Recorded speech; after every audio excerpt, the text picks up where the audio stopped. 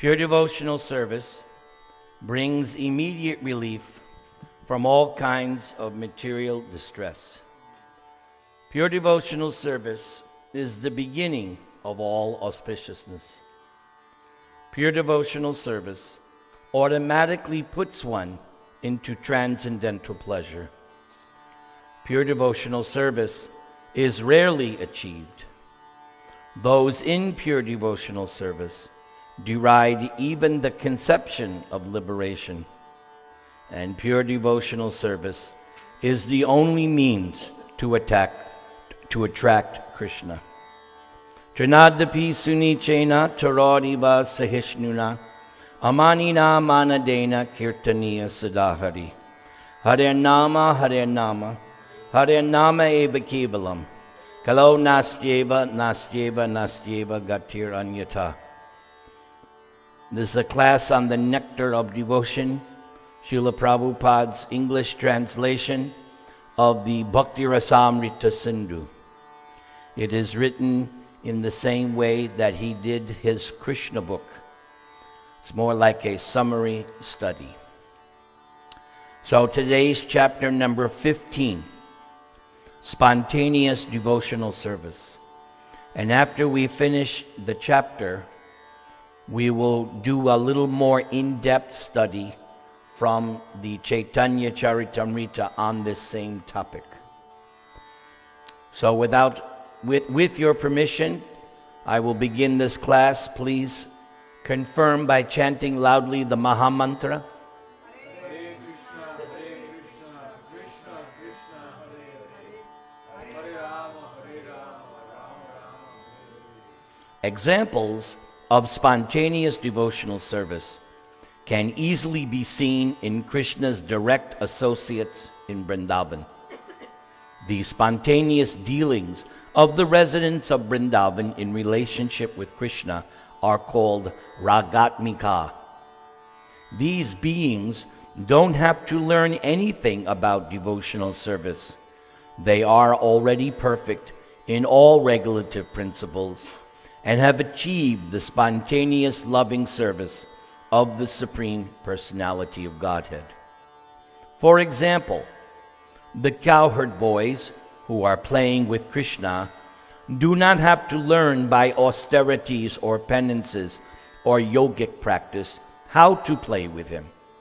They have passed all tests of regulative principles in their previous lives, and as a result, they are now elevated to the position of direct association with Krishna as his dear friends. Their spontaneous attitude is called ragatmika bhakti. As I'm reading this, I'm reminded of a verse in the Srimad Bhagavatam, and it is also quoted in the Chaitanya Charitamrita. And Prabhupada also would quote it sometimes in his lectures, that these cowherd boys, Shukadeva Goswami makes the point, that after performing heaps of pious activities, they are getting the opportunity to play with Krishna as his cowherd friends. So I just remembered that. Okay, let us continue. Sri Rupa Goswami has defined ragatmika bhakti as spontaneous attraction for something while completely absorbed in thoughts in it, with an intense desire of love. Devotional service executed with such feelings of spontaneous love is called ragatmika bhakti. Devotional service under the heading of ragatmika can be further divided into two categories. One category is called sensual attraction, and the other is called relationship. In this connection, there is a statement by Narada Muni to Yudhishthir in the 7th canto, 1st chapter, verse 30 of Srimad Bhagavatam. There, Narada says, so I'm going to do the Sanskrit because you only have the paraphrase. Kamad dveshad bhayat snehad yadha bhakyeshvare mana Aveshya tad aghang hitva bahavastad gating gatha. My dear king, there are many devotees who first become attracted to the personality of Godhead for purposes of sense gratification, from being envious of him, out of fear of him, or from desiring to associate affectionately with him. Ultimately, these attractions become freed from all material contamination, and gradually the worshipper develops spiritual love and achieves that ultimate goal of life desired by the pure devotee. So, one thing I'd like to comment. So, hearing this verse of Narada, you could make the case that it doesn't matter how you come to Krishna. The effect ultimately is going to be the same. If you come near fire, you're going to get warm. And if you touch it, you're going to get burnt. So if somehow or other you get connected to Krishna favorably, somehow or other, eventually you are going to be delivered. Let us continue. The gopis may be considered to be examples of spontaneous love in sensual attraction. The gopis are young girls, and Krishna is a young boy. Superficially, it seems that the gopis are attracted to Krishna on grounds of sex. So the key word, superficially. Similarly, King Kamsa was attracted to Krishna because of fear.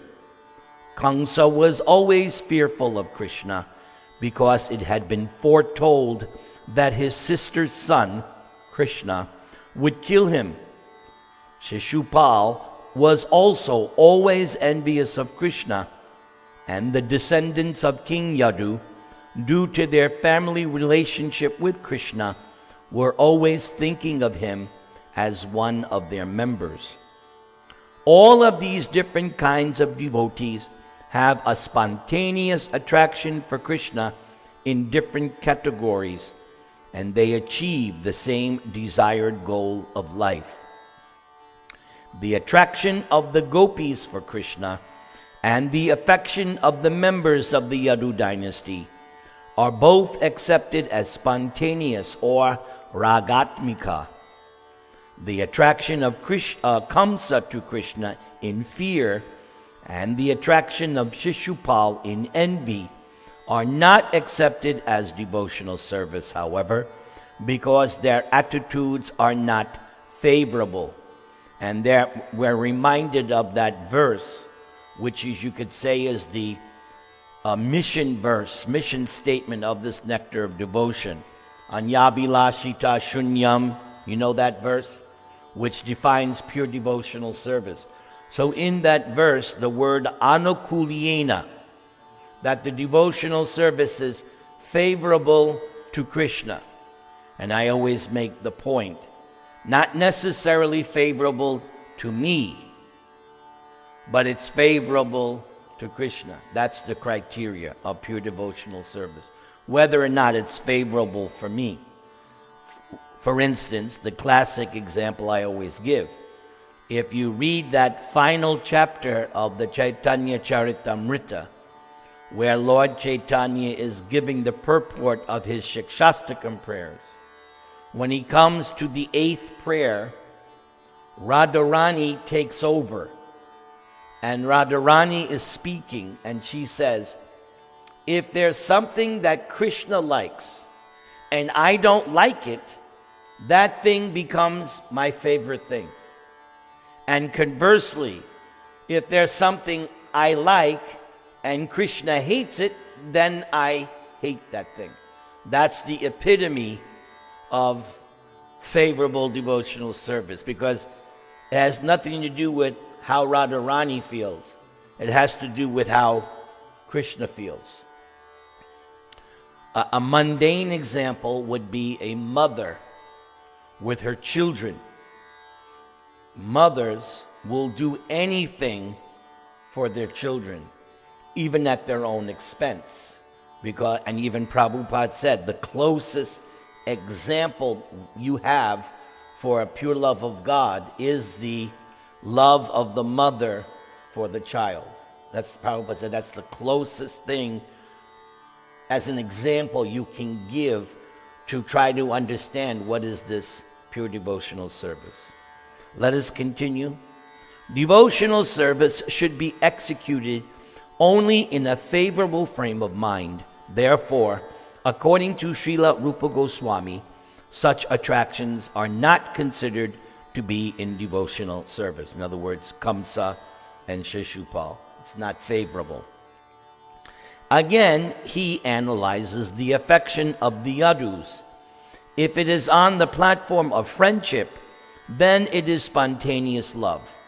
But if it's on the platform of regulative principles, then it is not. And only when affection comes to the platform of spontaneous love is it counted in the category of pure devotional service. There may be some difficulty in understanding that both the gopis and Kamsa achieved the same goal. So this point should be clearly understood, because the attitudes of Kamsa and Shishupal were different from that of the gopis. Although in all these cases, the focus is on the Supreme Personality of Godhead, and all of the devotees are elevated to the spiritual world, there is still a distinction between these two classes of souls.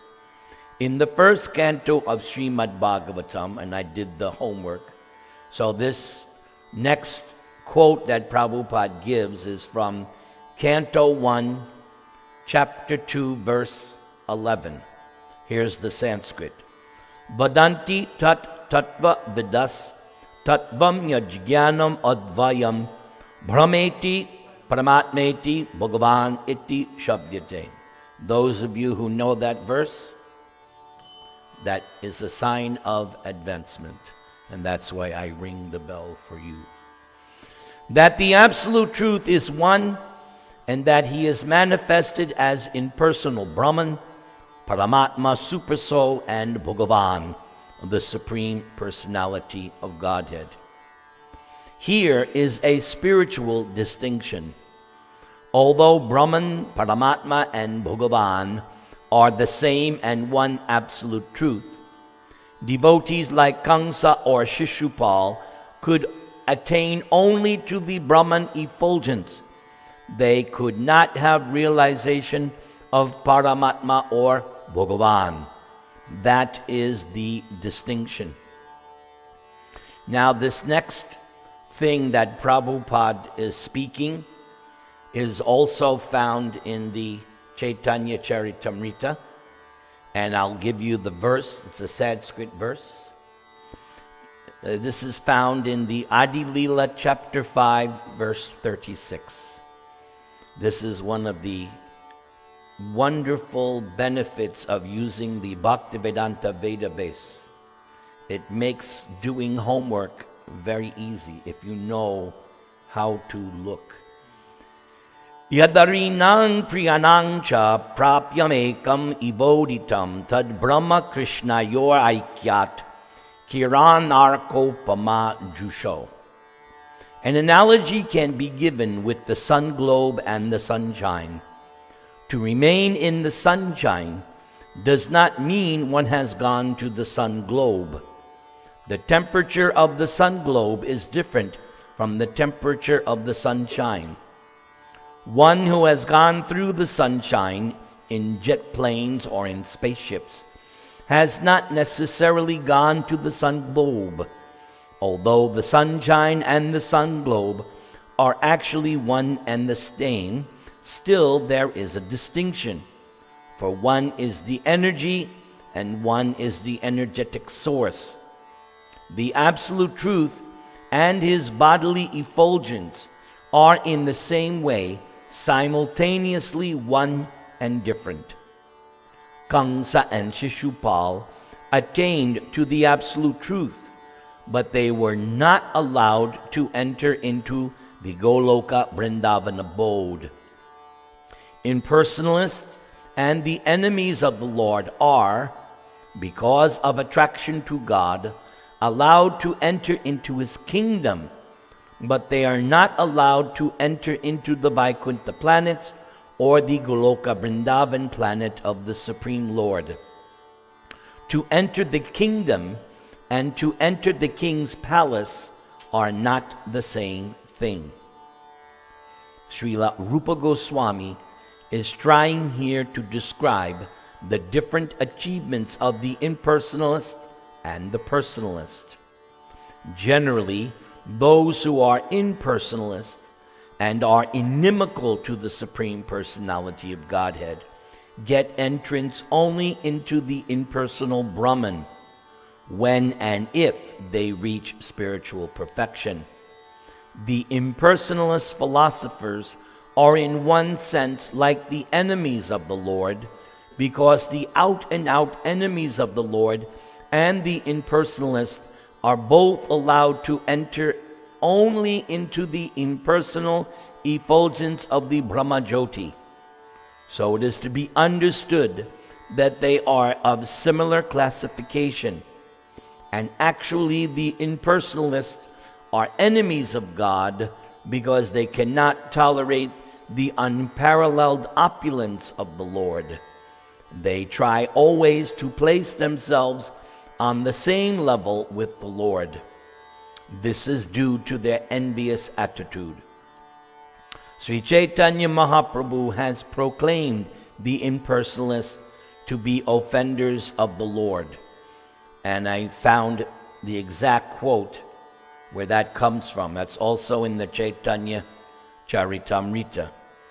Here is the reference is when Lord Chaitanya was in Benares, and a Brahmana came to Lord Chaitanya and said that Prakashananda Saraswati told him not to associate with Lord Chaitanya. And Prakashananda said, if you associate with that Chaitanya, you're going to fall down. But the Brahmin had already become attracted to Lord Chaitanya. So the Brahmin said to Lord Chaitanya, Prakashananda obviously knew who you were, but he could never say your full name, Krishna Chaitanya, because that was Lord Chaitanya's name, Krishna Chaitanya, as a sannyasi. He said, Prakashananda only said 3 times Chaitanya. So the Brahmin said, why didn't Prakashananda say your full name, Krishna Chaitanya? So this is what Lord Chaitanya said in response to that Brahmin. Prabhu kahe, Mayavadi Krishna aparadi, Brahma Atma Chaitanya kahe niravadi, Ataeva tara muke na aise Krishna nam, Krishna nam Krishna swarup duti saman. Lord Chaitanya said, the Mayavadi impersonalists are great offenders unto Lord Krishna. Therefore they simply utter the words Brahman, Atma, and Chaitanya. Because they are offenders unto Krishna, the Supreme Personality of Godhead, who is identical with his holy name, the holy name Krishna does not manifest in their mouths. So, elsewhere, there is a reference to this in the sense like this, that who is the best person in a group? If the person in the group says Krishna's name, that's the best person. Because only a devotee or one who is not an offender can say Krishna's name. You've all seen, I've seen, people will come to the temple. They'll stand in front of the deity, but they don't chant. They're like this, right? You've seen? I've seen. So that tells you, They can't say Krishna's name. So there's got to be some offense going on.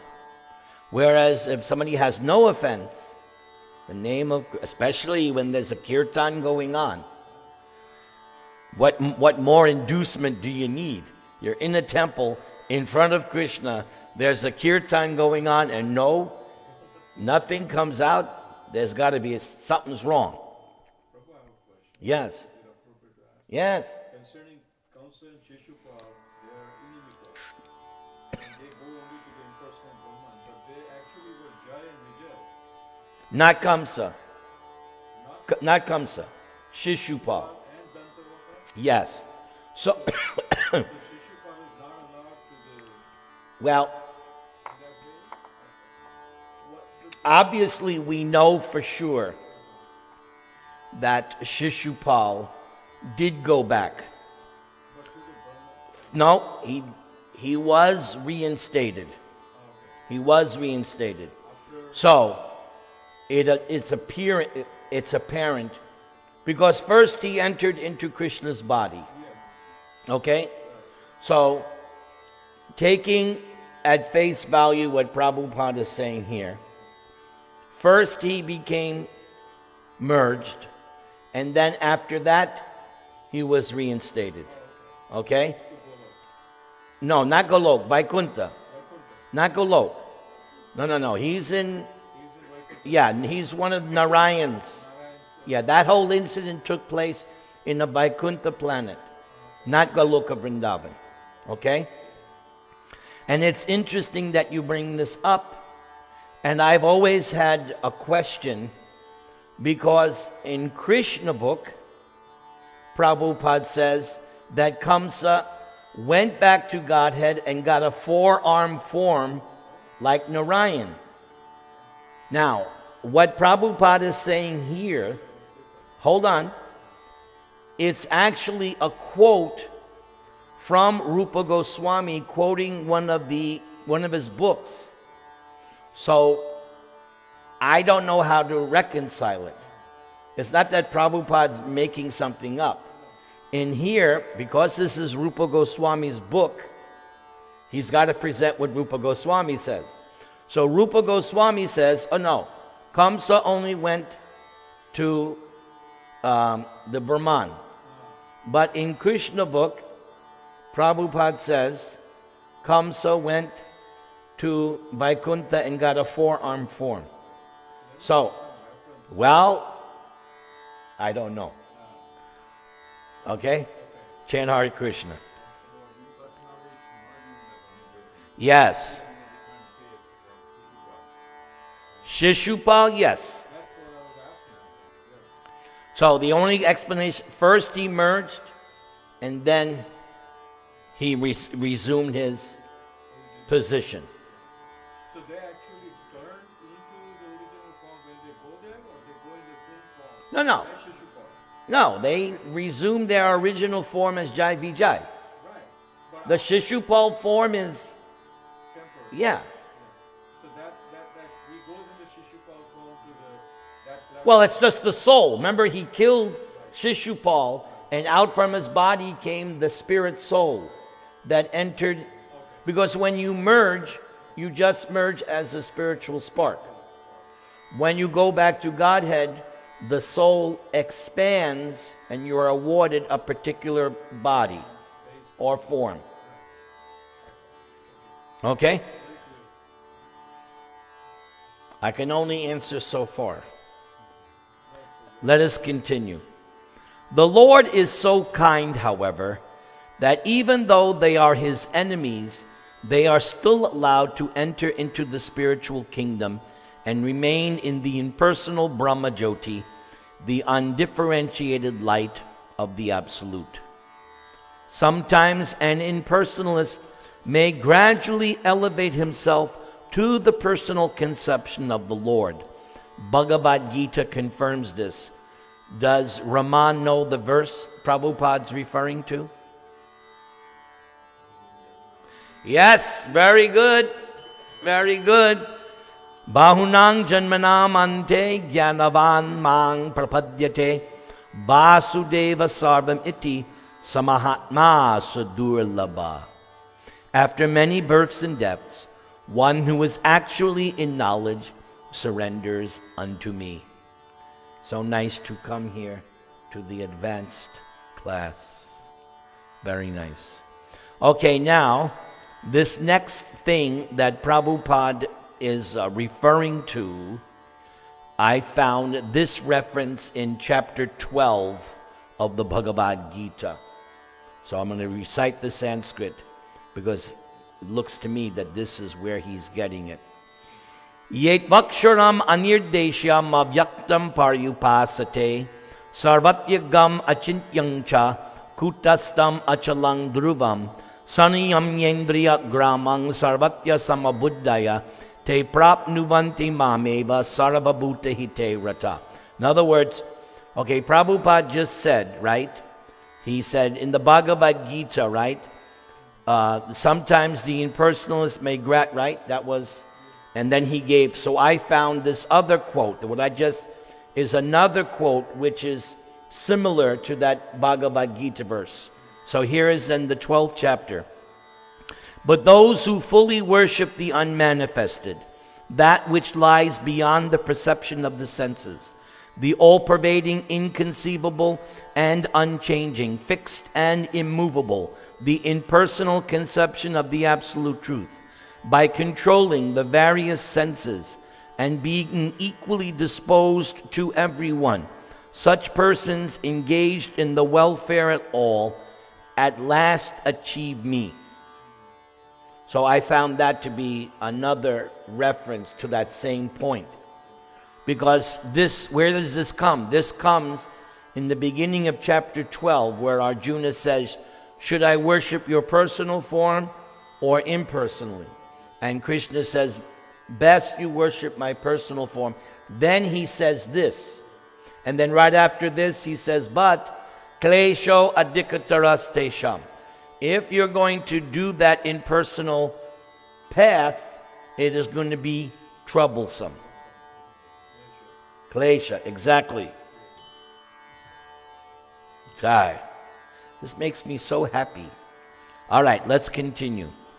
By such surrender, an impersonalist can be elevated to the Vaikuntha Loka spiritual planet, whereas a surrendered soul attains bodily features like those of the Lord. In the Brahmanda Purana it is stated, and I found that quote, which is also in the Adi Leela. All right? So, Prabhupada's quoting from the Brahmanda Purana. Here's the Sanskrit. Siddha lokas tutamasa pare yatra vasantihi siddha brahma sukhe magna daityascha harina hata. Those who have achieved liberation from material contamination and those who are demons and are killed by the Supreme Personality of Godhead become absorbed in the Brahman concept of life and reside in the spiritual sky of the Brahma Jyoti. The spiritual sky is far beyond the material sky, and it is confirmed also in Bhagavad Gita that beyond this material sky there is another eternal sky. Does anybody know the verse Prabhupada's referring to in the Bhagavad Gita? What's that? Yes. Verse 20. Very good. Parastasmat tubhavonyo vyakto vyaktat sanatana yak sasarveshu bhuteshu nashyatsu na vinashyati.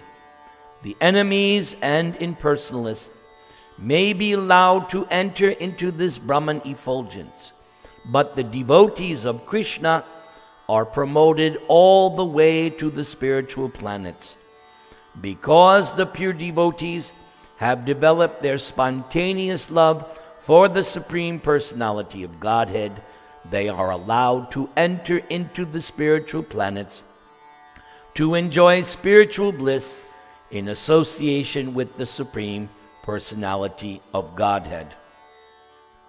In the 10th canto, 87th chapter, So those who did Krishna book, Nishant and his brother here, Anand, what was the biggest chapter in Krishna book? Prayers by the personified Vedas. So that's where this reference comes from. The Vedas personify, address the Lord in this way. Here's the Sanskrit. Nibritya marun manoksha dhridayoga yuju ridiyan munaya upasate tad arayopi yayus maranat striya uragindra bhogabhuja danda vishakta dhyo vayamapite sama samadrisho ngri saroja sudha. My dear Lord, yogis meditate upon your localized feature, and thus they achieve the spiritual perfection of being merged in the impersonal Brahmajyoti. Persons who treat you as an enemy achieve the same perfection without meditating. The gopis who are embraced by your serpentine arms and who have such lusty attitudes also achieve the same perfection. And as far as we are concerned, being different demigods in charge of the different parts of Vedic knowledge, we are always following in the footsteps of the gopis. Thus we hope to attain the same perfection.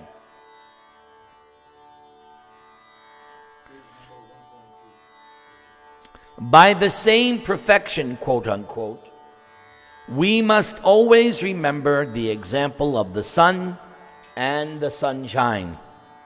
Those who are impersonalists can merge into the sunshine like Brahmajyoti, whereas those who are in love with the Supreme Person enter into the supreme abode of the Lord, Goloka Vrindavan. The quote-unquote lusty attitude of the gopis does not refer to any sort of sex indulgence.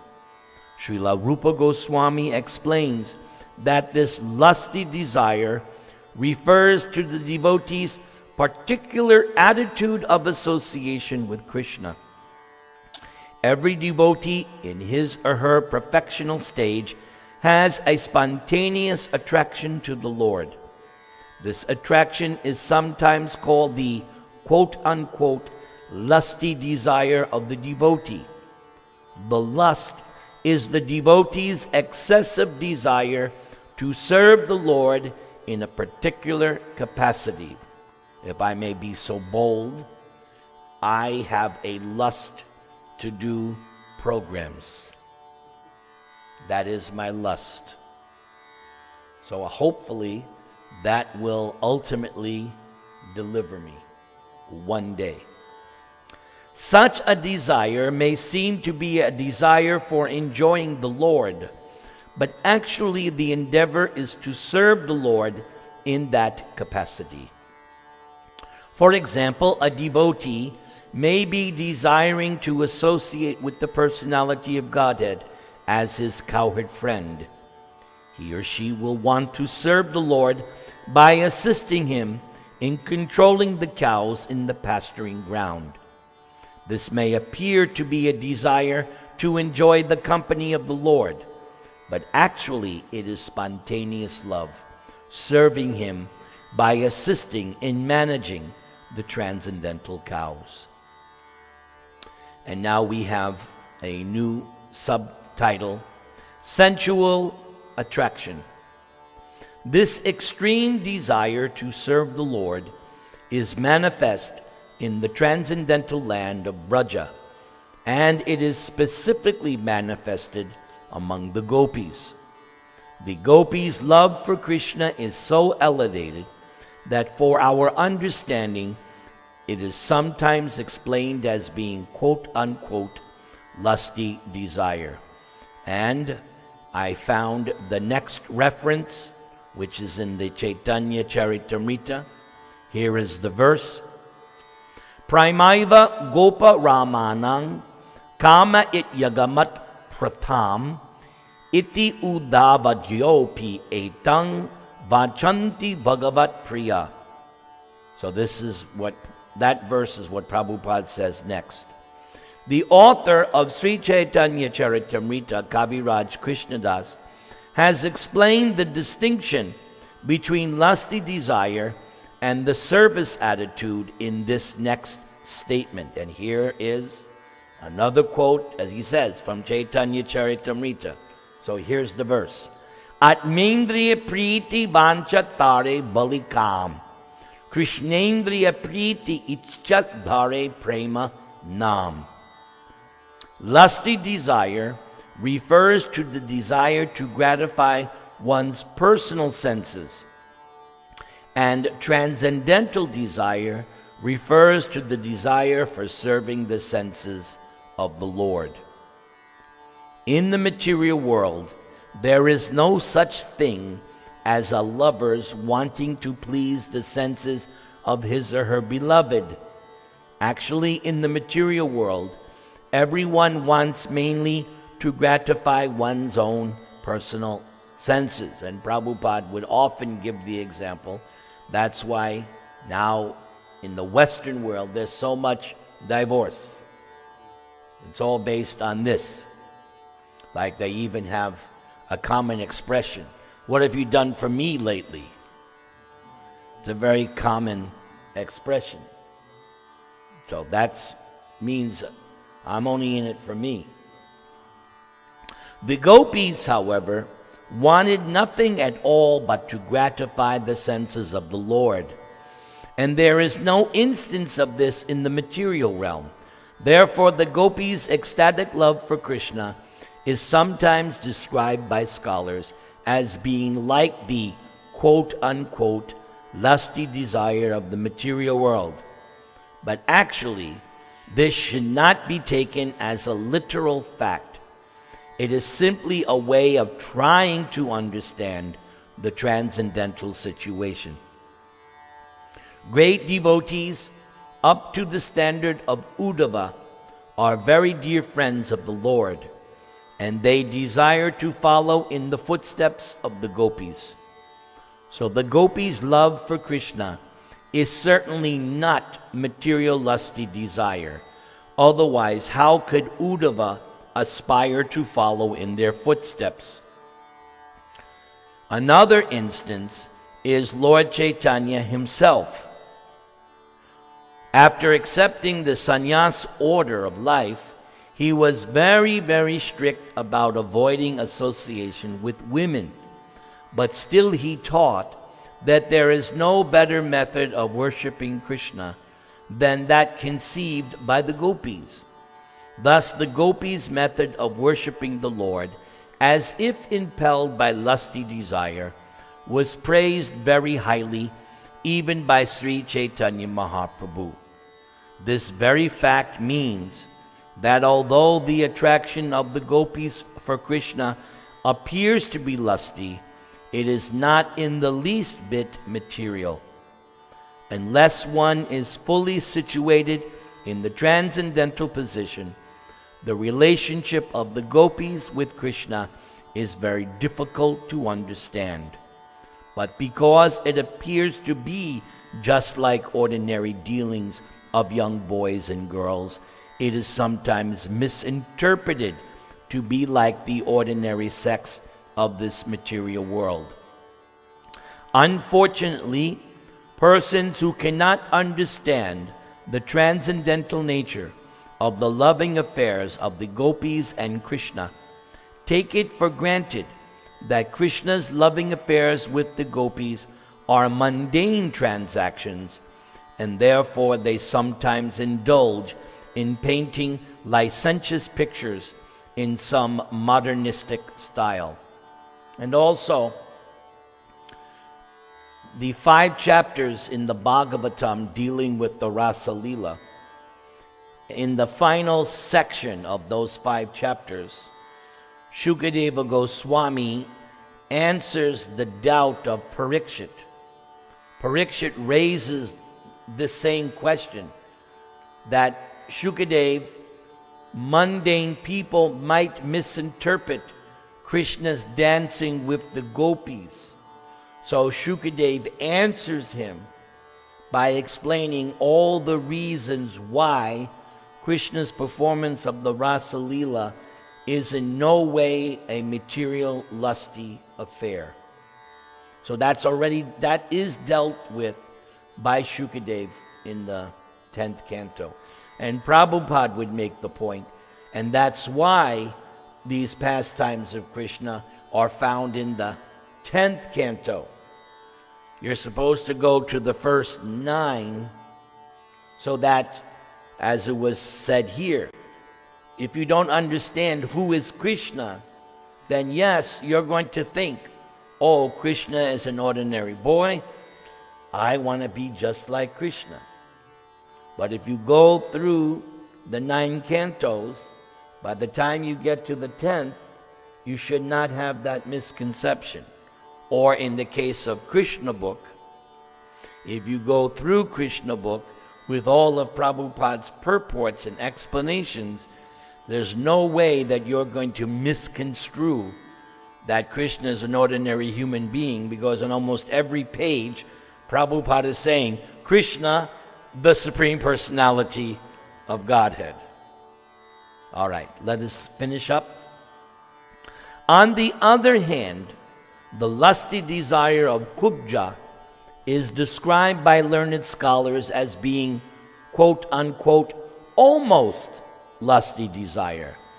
Kubja was a hunchback woman who also wanted Krishna with a great ecstatic love. But her desire for Krishna was almost mundane, and so her love cannot be compared to that of the gopis. Her loving affection for Krishna is called kama praya, or almost like the gopis' love for Krishna.